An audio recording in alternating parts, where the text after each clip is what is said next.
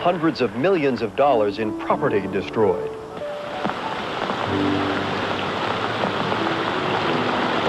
More than 40 people dead in Virginia and West Virginia.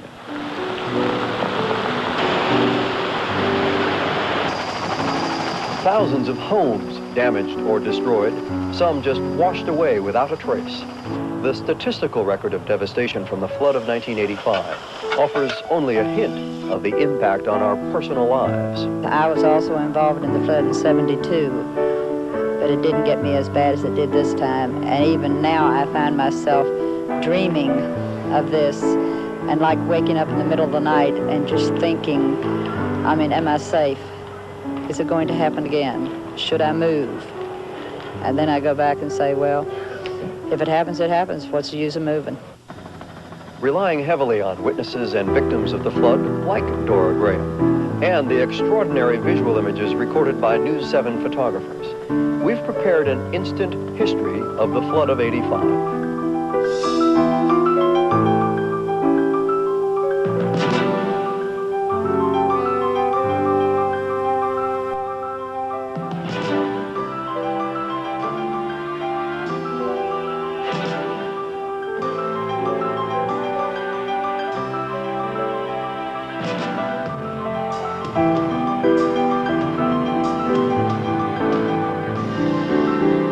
It wasn't a hurricane, but the remnants of tropical storm Juan.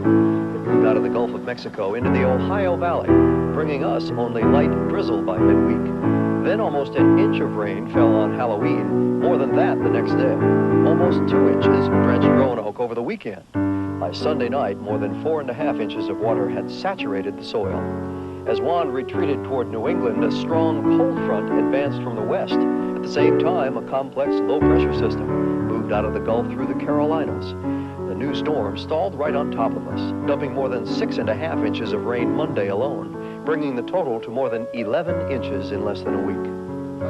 We were warned of an impending flood, but no one believed it could come so fast. The Roanoke River rose more than 15 feet in that one day, to twice the normal level of a flood stage, surpassing all the high water marks of past years.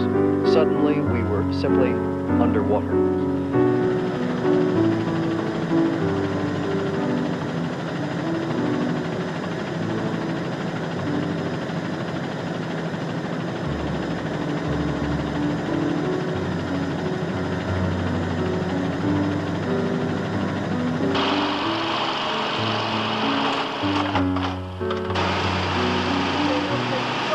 The sanitary department want to come back and get all the ones that will go there. I'll wait.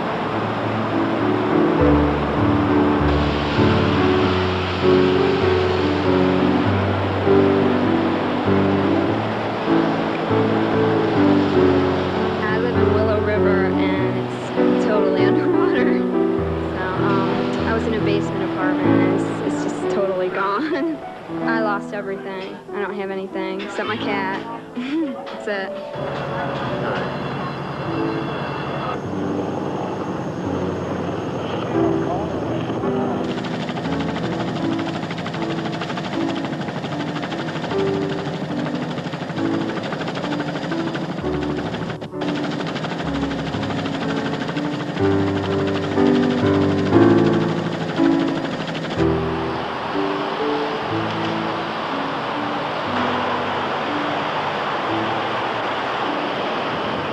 I saw it yesterday at 3:30 and I stood on the bridge and I cried a lot.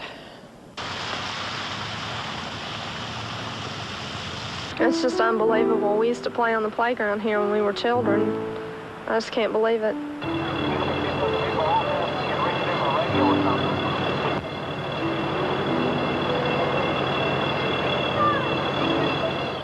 We couldn't get help. We called the Salem State Police, we called the Sheriff's Office. So finally about 2 hours later we called the prayer chain. And the minute the prayer chain went out, the water started receding. We'd asked them to pray that the helicopters would come in and the water would recede. And the minute it went out, it did.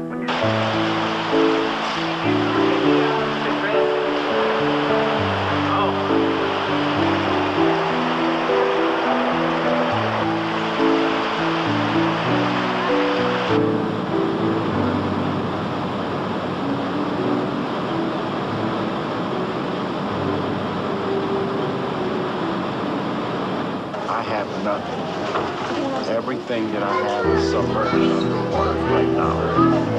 The only thing that I have is what I'm wearing right now.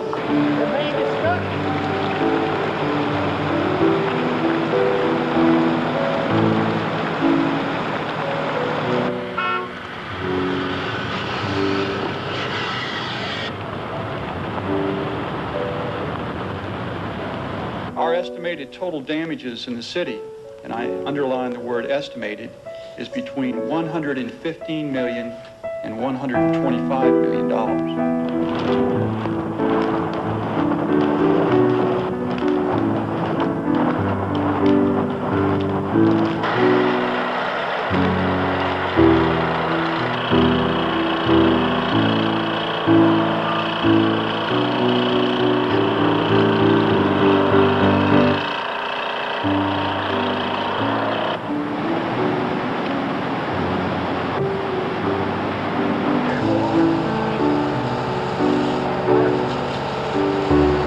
First of all, we have to try to get the mud up, but our Christmas is wiped out. We don't have any Christmas merchandise that doesn't have mud on it.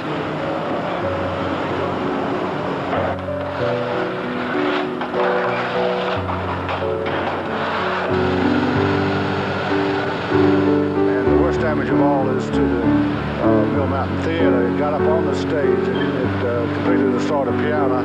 It damaged a lot of their costumes and the staging.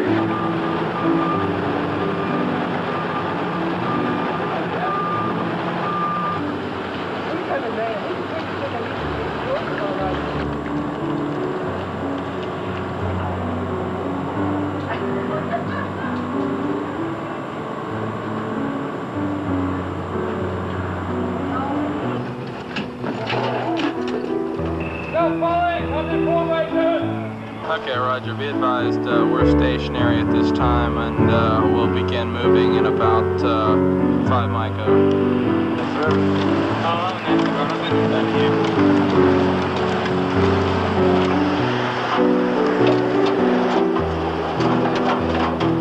Roanoke and the immediate area around it were the hardest hit. Initial estimates of damage reached $300 million in the greater Roanoke area alone. That figure constituted almost half the total for the entire state. That's correct. The total estimates and assessments to date exceed about $650 million, and they'll probably go higher than that before it's over.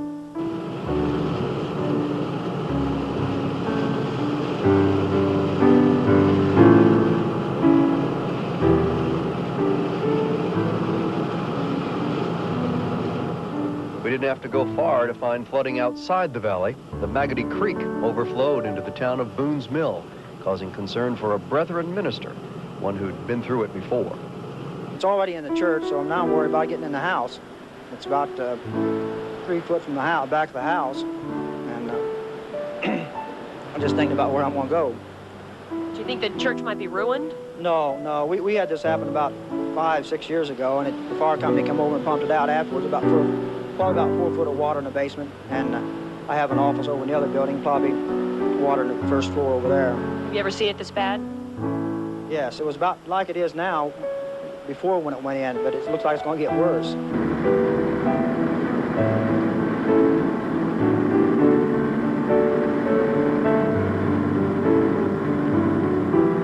It got a lot worse. The Blackwater River annexed much of Route 220 between Boone's Mill and Roanoke, slowing traffic, then forcing officials to close the road altogether. Later that evening, 2 people were killed in a car headed for Rocky Mount. Officials in Virginia attributed 20 deaths to the weather.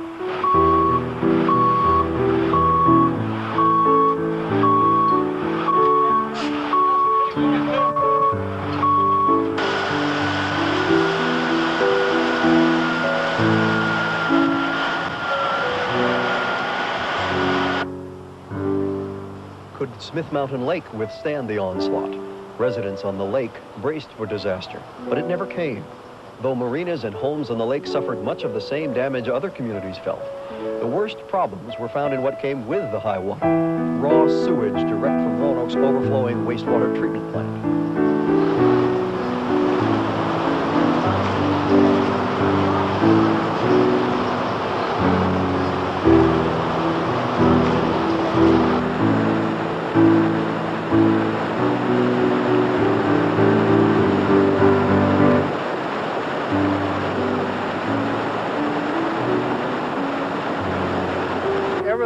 blocked in this area. You couldn't get in, you couldn't get out. The only way you get out was either by helicopter or across the mountain.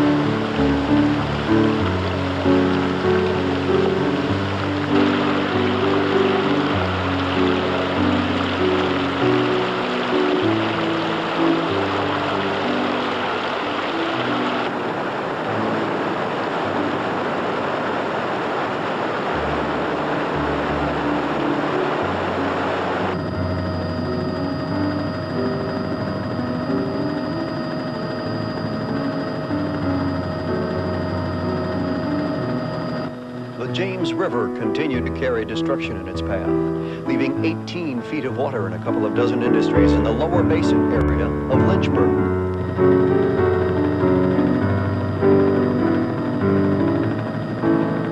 It's a major disaster, as you know, along the James. This is the highest water that the Lynchburg area has had. It's a very serious situation.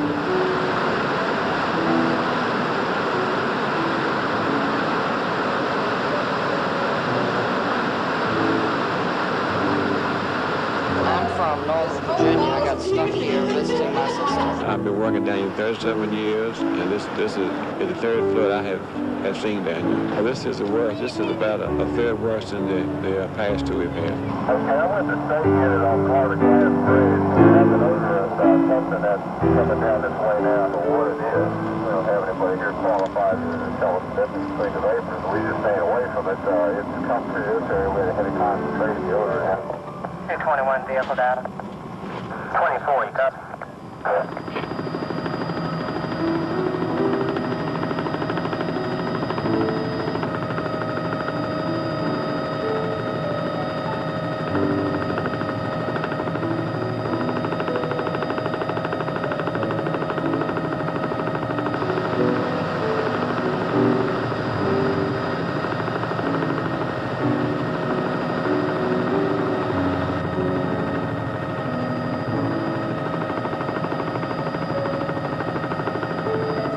We've had flooding in this area in 69, 72, and 79. When fire broke out at the Griffin Pipe Company, firemen had difficulty getting to it before the floodwaters.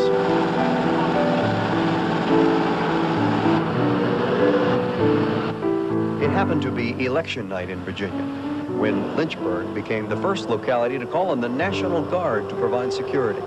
Many other cities eventually found the additional troops provided the only way local police could keep order, looking for looters.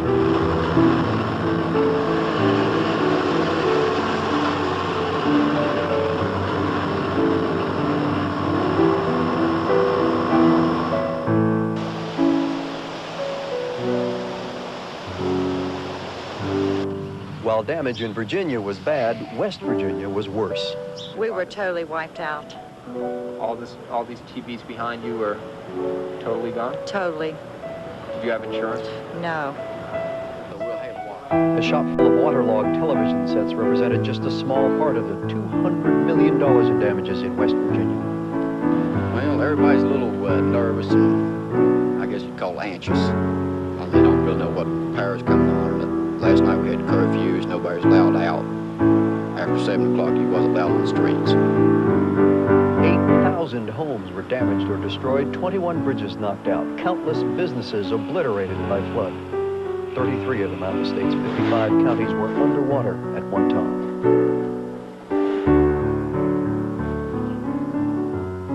We have no insurance, but we got a lot to be thankful for. You say you have no insurance. Could you get flood insurance here? Yes, we could have, but we had an accident about a year ago, and then my husband had a heart attack. And right at the time, we didn't have enough income, you know, to keep up the flood insurance, so we dropped it. Any regrets? No, because God saved our lives. We've got a lot to be thankful for. 23 people were killed in West Virginia, many more missing, still unaccounted for days after the floodwaters began to recede. Clifton Forge was cut off by the James River. water conquering that section of 220 south of the city. Smith Creek has rarely threatened Clifton Forge. This time, the rain unleashed a hidden fury bent on the destruction of much of the downtown business area. In one shop, a hairdresser was tending to a customer when suddenly the storm took over.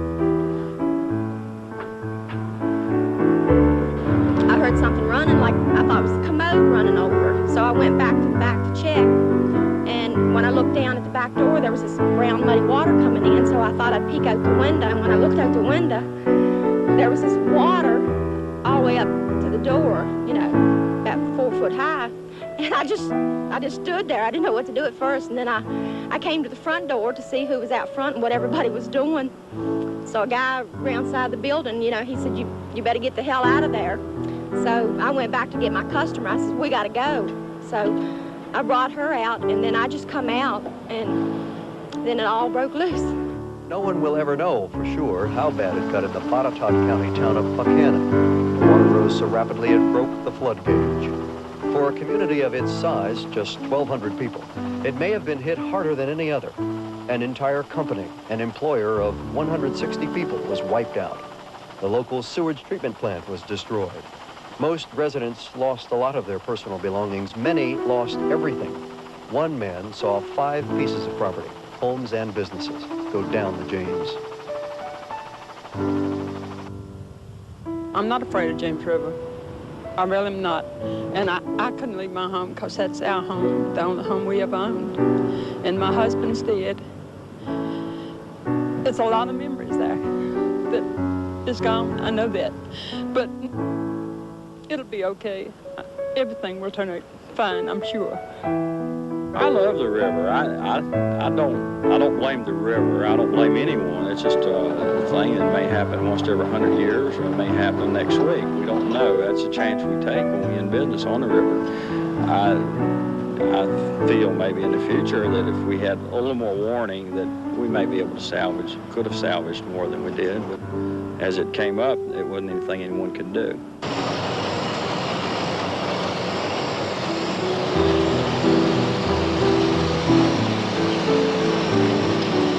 160 people depending on us for a livelihood. And we're about the main support of this town, one of the main supports, and they have nowhere else to go. So eventually we'll have to relocate.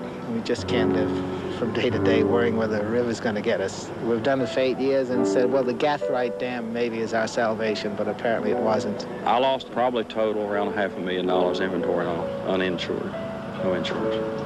Without outside help or some type of government help, I don't see any future. I felt like sitting down crying at that time because of the hard work that the people of the town have put into their homes and the businesses, and to see them all go down the James River, it's sad. Material things can be replaced. Now, it's some things like baby pictures of your family. It's sad to lose because you can't replace them. Somebody help me by asking me later.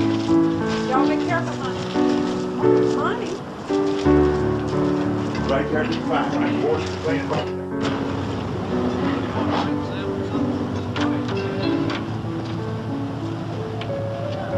And I think with the cooperation of the community as a whole, we'll get back on our feet.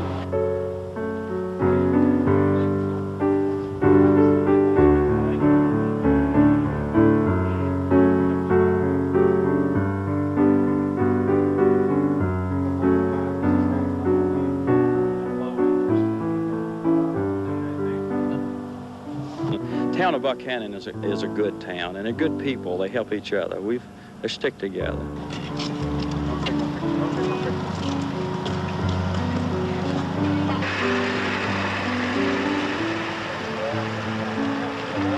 Trapped in a furnished building in Hollins College for 27 hours. Wasn't that something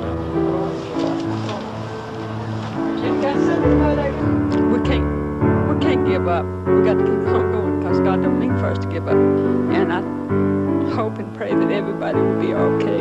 Everything will turn out okay for everybody.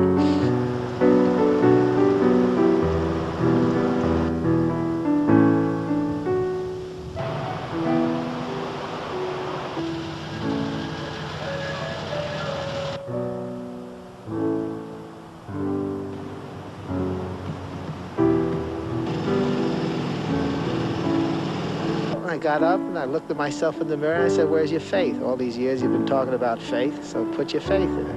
So I suddenly decided, hey, I've got a son and children, and I want to go back. And it's a challenge. It's a new challenge.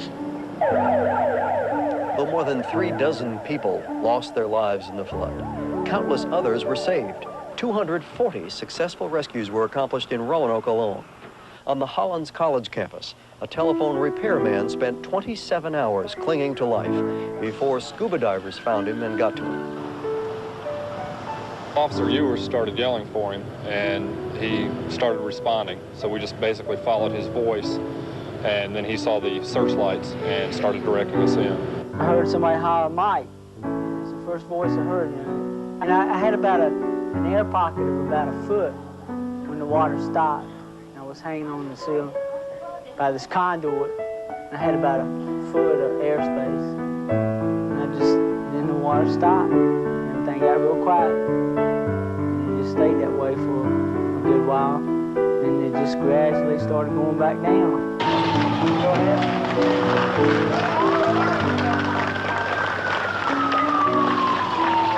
I thought it was a heck of a predicament to be in. I didn't want to end that way, I tell you.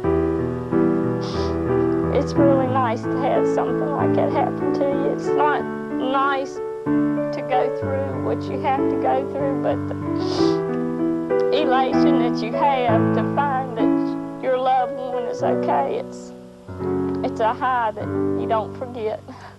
You really don't. In Salem, as volunteers worked into the night to save 60 employees at Roanoke fashion, one rescue worker was swept into the raging creek and presumed drowned. 4 hours later, Joe Cunningham had pulled himself out of the water and rejoined the squad. If it hadn't been for that helicopter that they leased, another 90 seconds and forward, my son and 2 others would have gone down towards Smith Mountain Lake.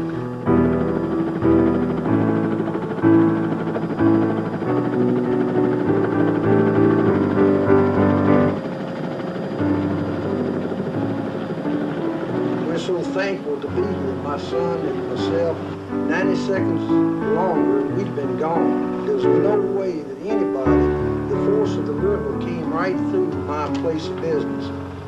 Just totally just wiped it out. Just in a matter of minutes, the river course just changed and came right straight through.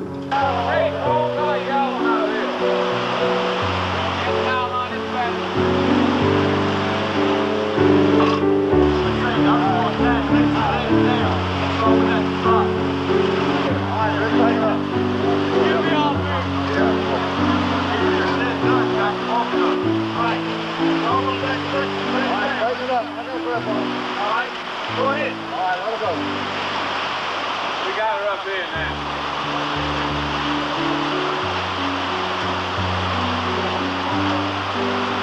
Boy, it's gonna cost you, boy. I got 5 bucks. Hey, won't you Rick, take your rope loose and tie it around your waist in case you come off the ladder and we can hold you right here.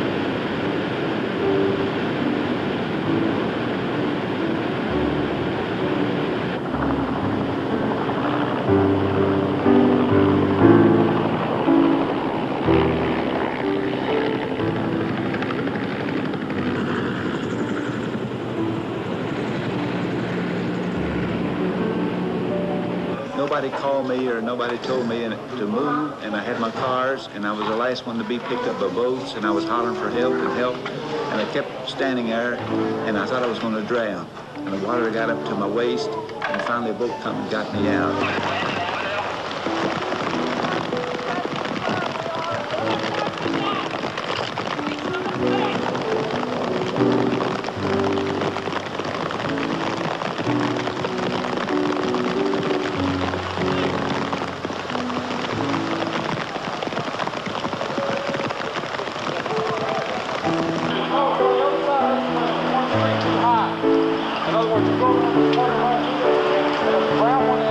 black and silver. The black and silver one's the one that has burn contact like this.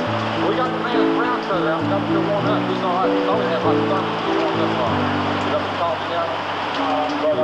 We run through here. It's still, once you got kids on the furniture or something.